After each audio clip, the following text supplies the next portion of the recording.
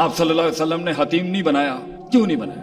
کیونکہ ایک قبیلے سے جنگ کی دھمکی تھی. تو میں پوچھا لگانے کو بھی مل جائے بیت اللہ کا تو آج یہ ممبر چھوڑ کے وہاں پر چلا جاؤں. اگر یہ نوکری مل جائے کہ بیت اللہ کا پوچھا لگانا ہے تو تعمیر ہو بیت اللہ کی, ہماری جان بھی لگ جائے اس کے اوپر.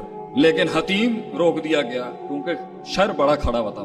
صلح حدیبیہ پر آپ دیکھیں 10 سال کا سیز فائر مل رہا ہے مسلمانوں. ہم میں اتنا دم تھا, ہم میں اتنا حسن تھا, ہماری بات میں اتنی گہرائی تھی, توحید میں اتنا جلال تھا کہ ہم ثابت کر سکیں کہ 2 بھی نہیں ہو سکتا اور 0 بھی نہیں ہو سکتا. ہم خلقوا من غیر شیء ہم الخالقون, یہاں سے دہریت کو اڑا سکتے تھے اور وہاں سے اڑا سکتے تھے. اگر 2 ہوتے تو لفسد آتا.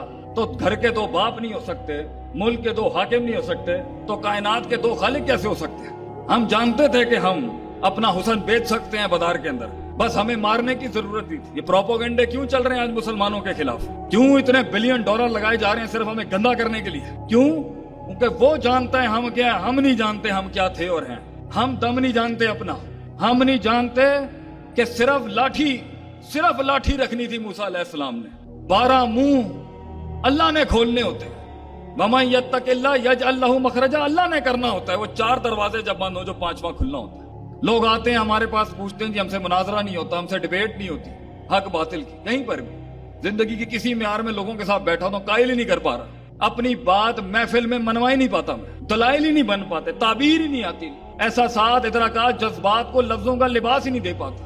تو یہ قرآن کی آیت کیا کم تھی مومن کی زندگی کے اندر ہونے کے لیے کہ ان تتقوا اللہ یجعل لکم فرقانا, تو تقوی اختیار کر, فرق کرنے والی دلیل آسمان سے دے گا اللہ تو. اور ہمارے پاس دلیل نہیں ہے, باطل کے خلاف دلیل نہیں ہے, قرآن میں دلیل نہیں ملتی ہمیں. یہ کیسا شیوا ہے؟ یہ کیسے ہو سکتا ہے کہ مومن میدان میں بیٹھا ہو اور اس کے بعد دلیل نہ ہو, اور وہ باطل کے اوپر لے اللہ یکون للناس علی اللہ حجۃ بعد الرسول نہ کر سکے. بلکہ اس سے بڑی زندگی کیا ہو سکتی ہے کہ قیامت کے دن اللہ کے باغیوں کو اللہ تو چاہے جس طرح سے چاہے غنی ہے ثابت کر سکتا ہے تو باطل ہے.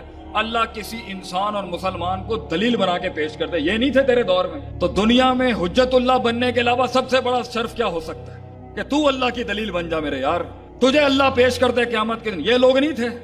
الم تکن آیاتی تتلی علیکم, کیا آیتیں نہیں پڑھی جاتی تھی تیرے اوپر؟ تو مومن کی زندگی انہی اصول تو اور بہت کھول سکتا تھا میں, لیکن اسی پر اکتفا کر کے تھوڑے سے جذبات کو ڈالتے ہیں بیچ میں. مومن چھوٹا کیسے ہو سکتا ہے اپنے, اتنی تقلیل اور تخفیف کیسے ہو سکتی ہے اس کی زندگی کی؟ کیسے ڈیفائن کر سکتا ہے مومن اپنے آپ کو 4 اشیاء کے ساتھ؟ کیا کیا نہیں ہے انہوں نے؟ ہمیں یہ سوچنا پڑے گا کہ کہاں سے آ رہی ہے, کون ہمارے کلچر کو استعمال کر کے اپنی باتیں ڈال رہے ہیں ہم میں, کون گچ مچ کر کے اپنے نظریات ڈال رہے ہیں ہمارے اندر, کون ہمارے شر کو ہی ہمارے اندر سے, اور پھر مل بھی جاتے ہیں کچھ بے وقوف اغیار کو ہماری پوری 1470-40 سال کی محنت کو برباد کرنے کے لیے مل بھی جاتے ہیں کچھ بے وقوف جو اگلوں کو پلیٹوں میں رکھ کے دے دیتے ہیں کہ جی ہاں ہیں ہم وہ جو آپ کہہ رہے ہیں. مومن اتنا بے وقوف اور سفیہ ہوتا ہے کہ اسے سمجھ نہیں آ رہی ہوں کہ کی کرتے پہنے ساڑھے نال, اسے سمجھ نہیں آ رہی کہ پروپیگنڈے کہاں سے چل رہے ہیں. آپ کے اوپر جادوگر کا فتویٰ لگایا اور آپ کا یہ کام ہے کہ میں اور آپ ہڈیاں اور کھوپڑیاں لے کے بیٹھ جائیں گھر کے باہر. کیا مومن ایسا ہوتا ہے؟ کیا مومن ایسا ہوتا ہے کہ لا تتمنوا لقاء العدو کہاں جائے گا؟ کیا اصول ہے دین کے؟ اللہ کہتا ہے دشمن سے ملاقات کی امید نہ رکھ, اپنا قلعہ تو سنبھالنا پڑ, پہلے اپنا قلعہ سنبھال, اور اگر ہو جائے تو پھر صبر کی آگے تلقین ہے. ساڈے والے انہوں چڑھی دی لڑن دی, لیکن اپنا کیسے ایک مروا دوں جس کی عصمت کعبے سے زیادہ جس کے خون کی عصمت ہے, تقدس ہے جس کا, اور وہ بھی توحید والا گرا دوں, ایک موحد ضائع کروا دوں صرف اپنی ایک غلط بات کے اوپر, صرف اپنے مزاج کے اوپر. اور پھر وقت ہوگا تو کرے گا انسان.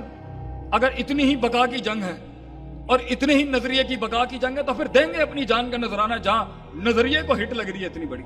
لیکن سانو گل ہی نہیں سمجھ آ رہی کہ وہ کہاں سے کس طریقے سے مروبیت لے کے آ رہا ہے ہمارے اندر, کہاں سے مغلوبیت آ رہی ہے ہمارے اندر, کس جگہ سے تفریق آ رہی ہے, ہمیں سمجھ ہی نہیں آ رہی.